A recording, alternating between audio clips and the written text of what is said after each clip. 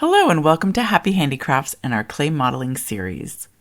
In this video, we'll be making clay model number 32, which is a poppy capsule from the book, A Manual of Clay Modeling. This book was originally published in 1912 and is apparently the book that was used by Charlotte Mason in her teaching of clay modeling.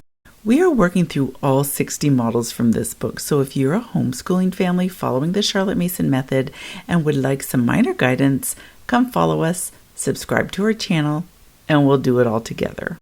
Now, just a couple things before we get started. We are really excited to share with you that we have opened an Etsy shop called Happy Handicrafts Shop, where we'll be selling many of our Happy Handicraft projects that you've watched us create. We'll also have some creations that we've made just for fun. So if you see something that you love, it's a great way to support us and to help keep this channel going. I'll put a link to it below.